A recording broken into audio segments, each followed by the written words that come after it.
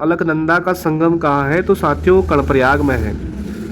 यहाँ देखें लाल बहादुर शास्त्री राष्ट्रीय प्रशासनिक अकादमी कहाँ है? तो ये मसूरी में है। और गढ़वाल का पौराणिक नाम क्या है साथियों? तो केदारखंड है। और यहाँ पे देखें हम अलकनंदा और मंदाकिनी का संगम कहाँ पे है? तो रुद्रप्रयाग में है। चौराबाड़ी ताल से निकलती है मंदाकिनी। तो साथियों मंदाकिनी का उद्गम स्थल कहाँ है? चौराबाड़ी ताल। आगे बढ़े थोड़ी कि गढ़वाल का पौराणिक नाम क्या है? तो साथियों गढ़वाल का पौराणिक नाम है केदारखंड। और प्राचीन पाली साहित्य में गढ़वाल को कहा जाता है हिमवंत। पिंडारी ग्लेशियर से निकलती है, पिंडर नदी निकलती है।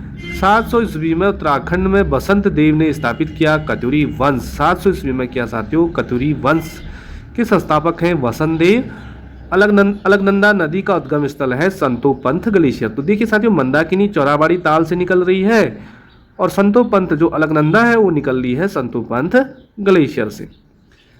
आगे और बढ़े तो कत्यूरी वंश के बाद जगतपाल ने स्थापित किया था परमार वंश। तो साथियों कत्यूरी वंश के बाद जगतपाल ने परमार वंश की स्थापना करी। गोरखाओं ने प्रथमन शाह को हराकर गढ़वाल पर कब प्रभुत्व स्थापित किया? तो 1804 ईस्वी में। और यही देखें हम कि कटारमल सूर्य का मंदिर कहाँ है? तो अल्मोड़ा में है। मंदिरों की नगरी कहा जाता है साथियों, तो ये कहा जाता है द्वाराहाट को। और सर्वाधिक ऊंचाई पर स्थित मंदिर है तो ये हो जाएगा आपका तुंगनाथ। इस साइड की बात देखें तो नैनीताल की खोज किसने की थी? तो पी बैरन ने 1841 में की थी। पी बैरन ने 1841 में की थी। यहाँ पे देखें विश्व की सबसे लंबी पैदल धार्मिक यात्रा कौन सी है? तो साथियों नंदा देवी राजजात यात्रा है, उत्तराखंड में चलती है। 200 किलोमीटर की राजजात यात्रा है। अगला देखें यहाँ पे साथियों कि टिहरी राज्य प्रजामंडल के संस्थापक कौन थे? तो श्रीदेव सुमन थे। और वहीं पे यहाँ पे देखिए कि कलियर सरी दरगाह कहाँ है? पिरान कलियर भी कहते हैं उसे, ये हरिद्वार में स्थित है। टिहरी रियासत का विलय भारत में कब हुआ? तो 1 अगस्त 1949 को। देखिए साथियों बहुत इंपॉर्टेंट है कि टिहरी राज्य जो था उसका भारत में विलय कब हुआ? 1 अगस्त 1949 में। कार्तिकीय मंदिर के लिए प्रसिद्ध क्रोंच पर्वत क्या है? तो साथियों कार्तिकीय मंदिर के लिए प्रसिद्ध क्रोंच पर्वत है रुद्रप्रयाग में। सबसे अधिक जनसंख्या वाला जो जनपद है साथियों वो हरिद्वार है। उत्तराखंड लोक सेवा आयोग के पहले अध्यक्ष कौन थे?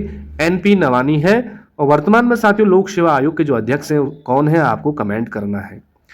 सबसे कम जनसंख्या वाला जो जनपद है साथियों वो है रुद्रप्रयाग। अगला बढ़ते हैं यहाँ पे कि चिपको आंदोलन की शुरुआत हुई थी चमोली जनपद से। और यहाँ पे देखें सबसे अधिक साक्षरता वाला जो जनपद है साथियों वो है आपका देहरादून। स्वतंत्रता संग्राम में जेल जाने वाली पहली उत्तराखंडी महिला थी बिस्नी देवी शाह। और यहाँ पे देखिए सबसे अधिक साक्षरता वाला जनपद है देहरादून। सबसे कम साक्षरता वाला जनपद है आपका उधम सिंह नगर। अगला देखिए साथियों रामपुर तिराहा गोलीकांड कब हुआ था? 2 अक्टूबर 1994 को। उत्तराखंड को हिमाचल प्रदेश से अलग करती है साथियों टोंस नदी, करती है इन दोनों को अलग। अलकनंदा भागीरथी का संगम स्थल है आपका देवप्रयाग में। और वहीं यहाँ पे देखिए एशिया का सबसे बड़ा बांध है टिहरी बांध। नैनी सैनी हवाई पट्टी है आपका पिथौरागढ़ में। देहरादून में हवाई अड्डा है आपका जौली ग्रांट। और देश संस्कृति विश्वविद्यालय है आपका हरिद्वार।